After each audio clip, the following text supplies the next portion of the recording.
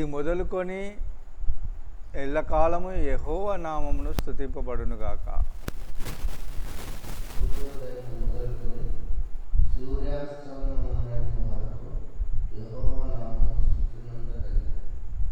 యెహోవా అన్యజనులందరి ఎదుట మహోన్నతుడు, ఆయన మహిమ ఆకాశ విశాలమున వ్యాపించి ఉన్నది.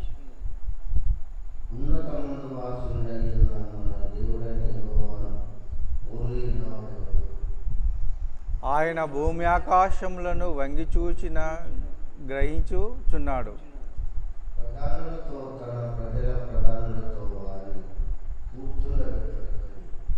ఆయన నేల నుండి దరిద్రులను లేవనెత్తువాడు, పెంట కుప్ప మీద నుండి బీదలను పైకెత్తువాడు.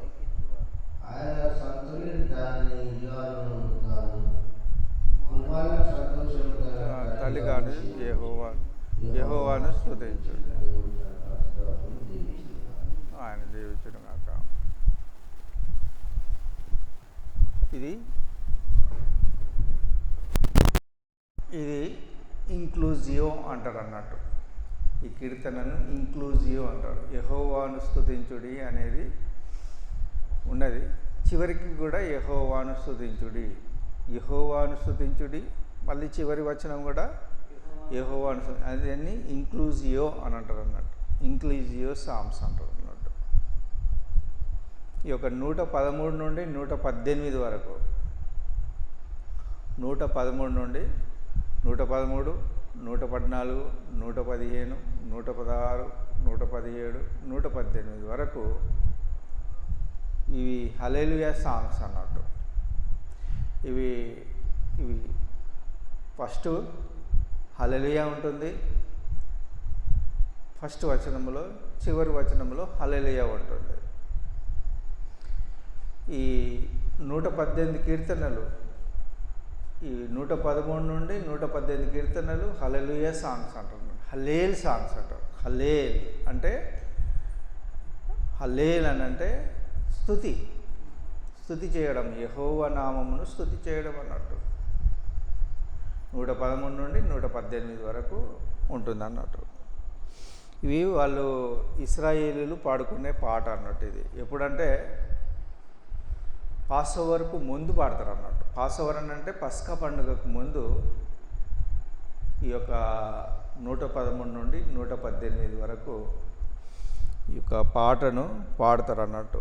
అదే ఇప్పుడు మనం చూసినట్లయితే యేసుక్రీస్తు కూడా పాడాడు. మత్తయి సువార్త 26వ అధ్యాయము, మత్తయి సువార్త 26వ అధ్యాయము 30వ వచనంలో కూడా మనము చూస్తాము. మత్తయి సువార్త 26వ అధ్యాయం 30వ వచనం.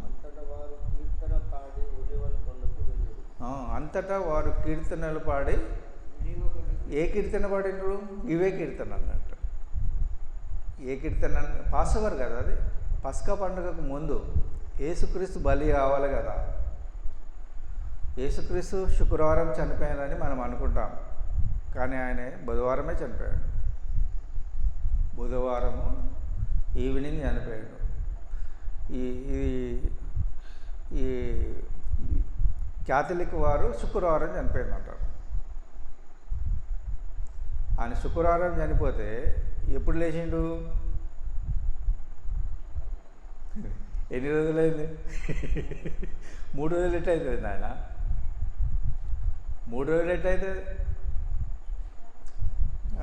అది కాదు. శుక్రవారం సాయంత్రం చనిపోయాడు కదా, చనిపోతే 3 రోజులు ఎట్టయితుంది? కాదు. బుధవారం సాయంత్రం చనిపోయాడు ఆయన. పాసోవర్ నాడు చనిపోయాడు ఆయనే. బుధవారం సాయంత్రం చనిపోయాడు. ఈ చాలా జాగ్రత్తగా మనం గమనించాలి. బుధవారము సాయంత్రం చనిపోయాడు. ఆయన ఒలీవల కొండకు వెళ్ళినాడు అన్నట్టు. ఎక్కడికి వెళ్ళినాడు? ఒలీవ కొండకు వెళ్ళినాడు అన్నట్టు.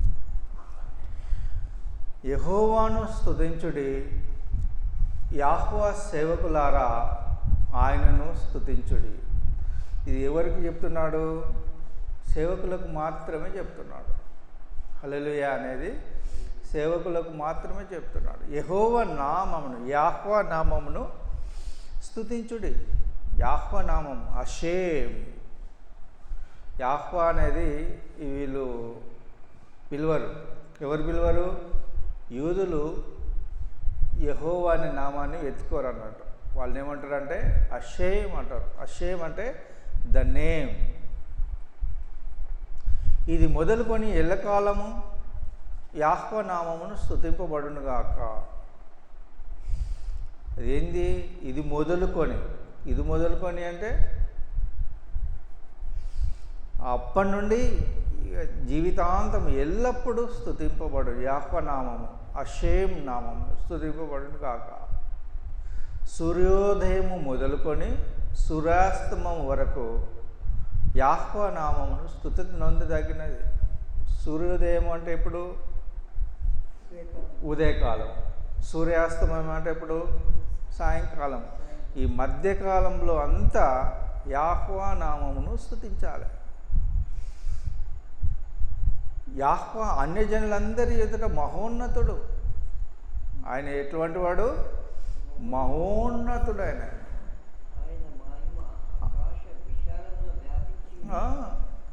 ఆయన ఆకాశ విశాలం మనం చూసినట్లయితే, ఇప్పుడు పోయి ఆకాశాన్ని విశాలాన్ని చూసినట్లయితే ఆయన మహిమే తెలియజేస్తాడు. ఆయన ఏం తెలియజేస్తాడు? ఆయన మహిమ తెలియజేస్తుంది. ఇది 19వ కీర్తన ఉన్నది. 19వ కీర్తనలో ఏమున్నది? ఆకాశము 19వ కీర్తన ఏమున్నది? ఆకాశములు దేవుని మహిమను వివరించుచున్నవి. ఏమి వివరిస్తున్నవి? దేవుని మహిమను వివరిస్తున్నవి. వాటికి భాష లేదు, వాటికి మాట లేదు, వాటి స్వరము వినిపించదు, కానీ అవన్నీ తెలియజేస్తున్నాయి. ఏం తెలియజేస్తున్నది? ఆకాశము తన మహిమను, ఆకాశ విశాలం వ్యాపించి ఉన్నది. ఉన్నత మందు ఆసీనుడైన మన దేవుడైన యాహ్వా పోలినవాడేవాడు? ఉన్నతమైనది, ఆకాశము కంటే ఉన్నతమైన వాడు మన దేవుడు. అక్కడ ఆసీనుడై ఉన్నాడు. ఆసీనుడు అంటే నిలబడ్డాడా, కూర్చున్నాడా? సింహాసనం మీద కూర్చొని ఉన్నాడు. సింహాసనం మీద కూర్చొని ఉన్నాడు. ఆయనను పోలినవాడెవడు? ఎవడు? ఆయనకు ముందున్నవాడెవడు? ఆయన తర్వాత ఉండువాడెవడు? ఎవడు లేడు. ఆయన ఒక్కడే దేవుడు. అది మనం గుర్తుపెట్టుకోవాలి. ఆయన భూమి ఆకాశములను వంగి చూడ ననుగ్రహించుచున్నాడు. భూమిని ఆకాశమును వంగి చూడని అనుగ్రహించుచున్నాడు. ప్రధానులతో తన ప్రజలతో వారిని కూర్చుండబెట్టును. ఎవరిని కూర్చుండబెడతాడు? పేదలను, నిరుపేదలను ప్రధానులతో కూర్చుండబెడతాడు. పేదలను, నిరుపేదలను ఎక్కడ కూర్చుండబెడతాడు? ప్రధానులతో కూర్చుండబెడతాడు. ఆయన సింహాసనం వచ్చినప్పుడు ఆయన సింహాసనంతో కూడా మనం ఎట్లా పేదలం కదా, మనం ఎక్కడుంటామంటే ప్రధానులతో ఉంటాం అన్నట్టు. ఆయన నేల నుండి దరిద్రులను లేవనెత్తాడు. నేల నుండి దరిద్రులు అంటారు కదా, పేదవారిని లేవనెత్తుతాడు. దరిద్రులను లేవనెత్తుతాడు. నేల నుండి లేవనెత్తుతాడు. పెంట కుప్ప మీద నుండి బీదలను పైకెత్తువాడు. పెంట కుప్పలో మనం పోరాడుతూ ఉన్నట్టు. వీళ్ళు ఏం చేస్తారు? మేడలు, మిద్దెలు, ఇక్కడ నివసించేవారు వాళ్ళు ఉండరు. పెంట కుప్ప మీద నుండి బీదలను లేవనెత్తుతాడు అన్నట్టు. ఆయన పెంట కుప్పలో నుండి బీదలను లేవనెత్తుతాడు. 2వ సమూయేలు 2:8 ఏమంటుంది? 2వ సమూయేలు 2:8.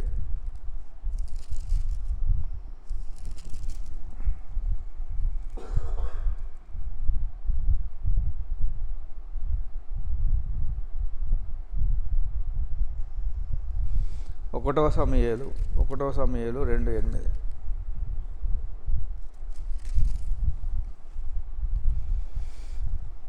దరిద్రులను అధికారులతో కూర్చుండబెడతాడట.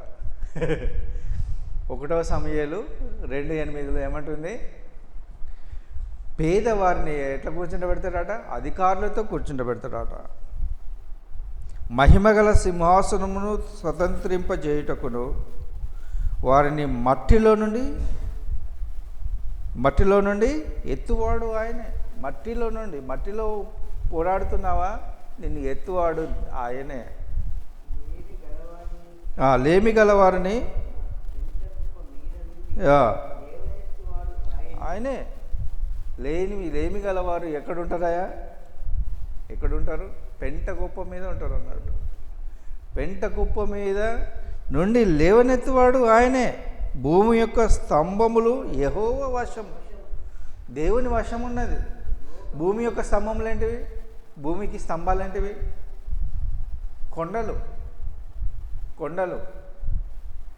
ఇప్పుడు కొండలన్నీ భూమి యొక్క స్తంభాలు అన్నట్టే. భూమికి కింద ఉండదు. ఆయన ఆశ్చర్యకరుడు కదా. భూమి యొక్క స్తంభాలు ఎక్కడున్నవి? కొండలే. ఆ కొండలు లోకమును, లోకాన్ని, ఈ యొక్క భూమిని వాటి మీదనే నిలిపి ఉన్నాడు. భూమి యొక్క స్తంభములను నిలిపి ఉన్నాడు. ఆయన నేల నుండి దరిద్రులను పై లేవనెత్తువాడు. పెంట కుప్ప మీద నుండి బీదలను పైకెత్తువాడు. ఆయన సంతులేని దానిని ఇల్లాలుగా, సంతులేరు అంటే ఎవరు? గుడ్రాలను ఏం చేస్తాడు? గుడ్రాలను ఇల్లాలుగా చేస్తాడు అన్నట్టు. కుమారులు సంతోషం గల తల్లిగాను చేయను. సంతోషంతో ఇప్పుడు గుడ్రాలు ఉంటారు కదా, వాళ్ళను సంతోషంతో తల్లిగా చేస్తాడు అన్నట్టు. యెహోవాను స్తుతించి హల్లెలూయా. హల్లెలూయా అనేది ఎక్కడంటే ఈ యొక్క కొత్త నిబంధనలో ఎక్కడ లేదు. హల్లెలూయా అనే పదమే లేదు. కానీ ప్రకటన గ్రంథం 19వ అధ్యాయంలో హల్లెలూయా ఉన్నది. 4 సార్లు ఉన్నది. 4 సార్లు ప్రకటన గ్రంథము 19వ అధ్యాయంలో ఆయన తిరిగి వస్తున్నాడు అన్నట్టు. ఆయనే తెల్ల గుర్రం మీద తిరిగి వస్తాడు అన్నట్టు. చనిపోయిన వారు ఆయనతో వస్తారు, మనము ఆయనను ఎదుర్కొంటాము. ఎట్లా? చనిపోయిన వారు ఆయనతో వస్తారు, బ్రతికున్న మనము ఆయనను ఎదుర్కొంటాము. దేవుడి మాటలను దీవించి ఆశీర్వదించును గాక.